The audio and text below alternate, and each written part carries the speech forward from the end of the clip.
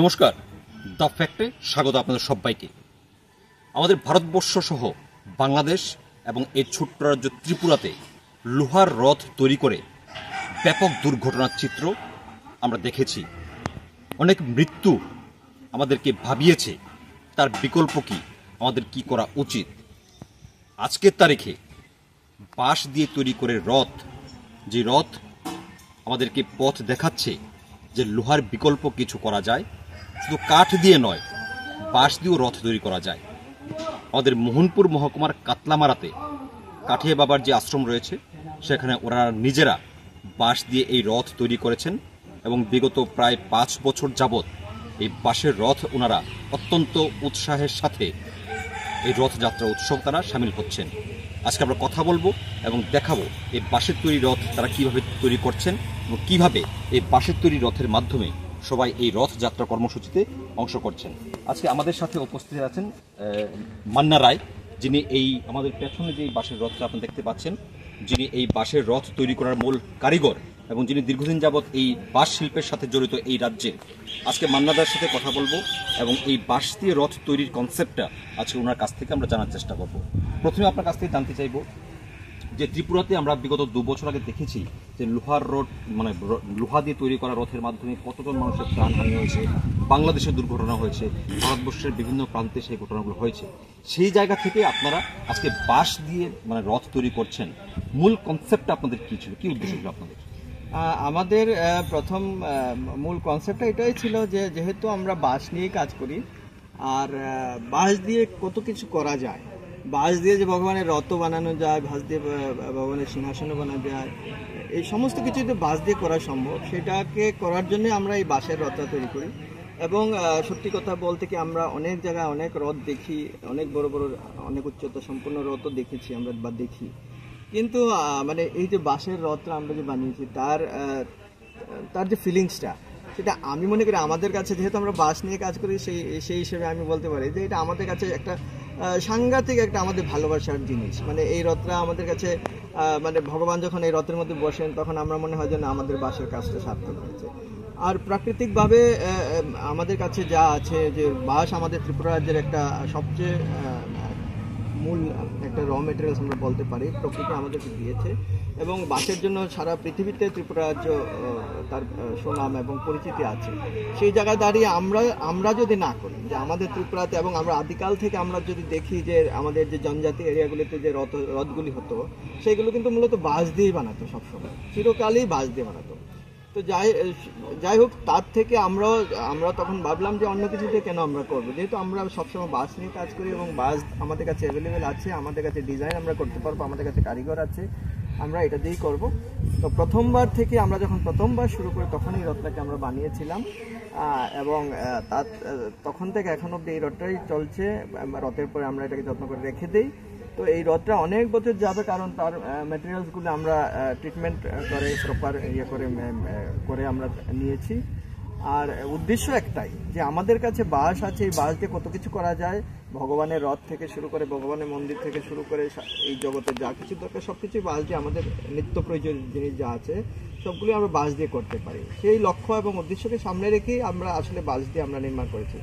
আর যে জিনিসটা আপনি বলছেন যে আমরা অনেক দুর্ঘটনা লক্ষ্য করেছি, যে লোহার রথ বানিয়ে কত কিছু হয়েছে, কিন্তু আজকের দিনেও কিন্তু মানুষ নতুন নতুন রথ কিন্তু লোহা দিয়ে তৈরি করছে। আমরা এই কয়েকদিন আগে আমি দেখছিলাম বিভিন্ন সোশ্যাল মিডিয়াতে এই রথগুলো। তো আমরা আসলে আমাদের এই জিনিসগুলো আমাদের নিজেদের মন থেকে আমরা যদি জাগরুক না হই, আমরা যদি আমাদের নিজেদেরকে যদি আমরা জাগরুক না করতে পারি, তাহলে অন্য কেউ আমাদেরকে তো বোঝাতে পারবে না এটা। কারণ হচ্ছে লোহা, আমরা সবসময় আমাদের মাথায় একটা জিনিস কাজ করেছি, আমরা এমন একটা জিনিস করবো যেটা চিরকাল থাকবে, কিন্তু কোনো জিনিস আমরা নিজেও কোনোদিন চিরকাল থাকবো না, সব কিছু এই দুনিয়াতে টেম্পোরারি। তো তার জন্য কিন্তু একটা রথ বানাতে গেলে আমাদের মাথায় তখন এই জিনিসটা কেন আসে। তো আমাদের কাছে যা কিছু আছে, এবং এটা মানে সেফটি সিকিউরিটি আমরা যদি দেখি, আমাদের রথের যে উচ্চতা, এবং মানে এটার মধ্যে যদি ইলেকট্রিকও শর্ট হয় হবে না। তার জন্য আমরা সব কিছু মিলিয়ে আমরা এর চেয়ে ভালো আর কিছু হতে পারে না বলে আমরা এটাকে করেছি।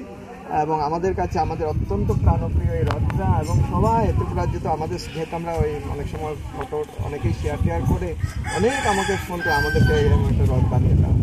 এইবারও দুজন বলেছিল, একটা উদয়পুরে একটা খোয়াইছে আমাদেরকে একটা রথ বানিয়ে দেবেন, আমাদের একটু অসুবিধা মানে বানানোর অসুবিধার কারণে এবার দিতে পারিনি। ফিউচারে আমার তো আরও ভালো লাগবে যে এরকম বাঁশের রথ যদি সব জায়গায় বানায়, সব জায়গায় যদি আমাদের এই বাঁশটাকে ইউজ করে বানায়, তাহলে তো আরও বেশি ভালো লাগবে।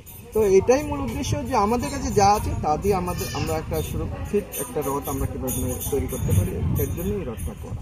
বলা যায় যে আপনারা যদি যে রথটাকে আমরা দেখলাম আপনার বাঁশের তৈরি রথ, আপনারা 5 বছর যাবত আপনারা উৎসবের সাথে আপনারা সেটা পালন করছেন বাঁশের রথের মাধ্যমে, যদি আপনাদের কাছে যদি আরো বড় কিছুটা বড় পরিসরে কেউ বাঁশ দিয়ে মানে রথ বানাতে চায়, যদি আপনাদের সহযোগিতা চায় বা আপনাদের কাছ থেকে নিতে চায়, সেক্ষেত্রে কি আপনারা তাদেরকে সহযোগিতা করতে পারবেন? হ্যাঁ, নিশ্চয়ই আমরা করবো এবং আমরা খুব আনন্দিত হব যে এরকম যদি কেউ আগ্রহ নিয়ে আসে বানাতে চায় রথ, আমরা নিশ্চয়ই আমরা বানিয়ে দেব এবং ওনারা যদি বানাতে চায় আমরা সাহায্য করব।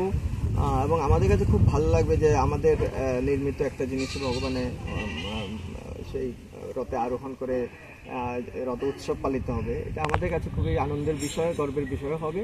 এবং আমরা চাইও সেটা যে সারা ত্রিপুরার যেখানে লোহার রথগুলি আছে সেগুলো যেন বাঁশ দিয়ে রিপ্লেস হয় বা ন্যাচারাল কোনো পদ্ধতিতে যেন সেগুলি তৈরি হয়, কারণ দুর্ঘটনা তো যে কোনো সময় হতেই পারে। আমাদের সতর্কতা আমাদের অবলম্বন করা উচিত এবং আমরা এটা মনে করি এটা আমাদের দায়িত্ব কর্তব্যের মধ্যেই পড়ে। মোটামুটি আপনাদের এই রথটা তৈরি করতে মানে কতদিন সময় লেগেছিল? আমরা তো তখন আজকে তো 5 বছর আগে বানিয়েছিল, 2-3 জন লোক মিলে বানিয়েছিল, 7-10 দিন মনে হয়, এরকম 7-10 দিনে বানিয়েছিল। তাহলে সামনে বছর অর্থাৎ আগামী বছর যখন জগন্নাথ দেবের রথযাত্রা আমাদের ত্রিপুরা রাজ্যে অনুষ্ঠিত হবে, যদি কেউ এই বাঁশের তৈরি রথের মাধ্যমে জগন্নাথ দেবকে নিয়ে যেতে চায়, সেক্ষেত্রে মোটামুটি কবে থেকে আপনাদের সাথে যোগাযোগ করলে? 2-3 মাস আগে বললে আমরা কাজটা করে দিতে পারবো, বা যে কোনো সময় আগে থেকে বললে মানে সুবিধা আর কি। আমাদের তো অন্যান্য কাজ থাকে বিভিন্ন জায়গায়, আমাদের বিভিন্ন জায়গায় প্রজেক্ট চলে, তো আমাদের যদি আগে থেকে বললে তাহলে আমরা কাজটা করে দিতে সুবিধা। আপনারা এই মানে বাঁশের যে রথটা তৈরি করেছেন মূলত কি বাঁশ আপনারা তার মধ্যে? এটার মধ্যে আমরা 2-3 ধরনের বাঁশ ইউজ করেছি। নিচে বরাক বাঁশ, নিচের যে স্ট্রাকচারটা বরাক বাঁশ, আর উপরের স্ট্রাকচারটা কোনো কাজ বাঁশ দিয়ে করেছি, আর উপরের ছাউনিটা এগুলি সব বেতু বাঁশ দিয়ে। মূলত তিন ধরনের বাঁশ, বেশিরভাগ বাঁশ লেগেছে কনক কাজ আর বেতু বাঁশ, আর বরাক বাঁশ 2-4টে টুকরা।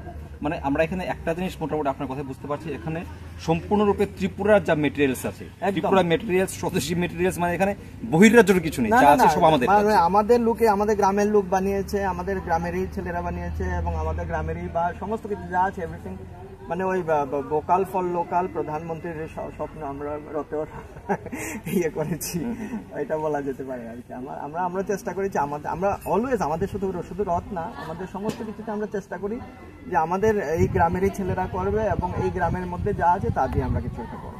দারুণ একটা, হ্যাঁ, এর থেকে আমাদের সব কাজে আপনারা দেখবেন মানে যা কিছু আমরা করি, আমরা সবসময় এটাই চেষ্টা করি যে আমাদের ছেলেরাই করবে, এখানে লোকাল ছেলেরা করবে এবং লোকাল মেটেরিয়াল দিয়ে করবে, তার দিয়ে আমরা আরো বেশি কি করে সুন্দর একটা করতে পারি যাতে করে সবার কাছে এটা ভালো লাগে দেখতে, আর আমাদের কাছেও ভালো।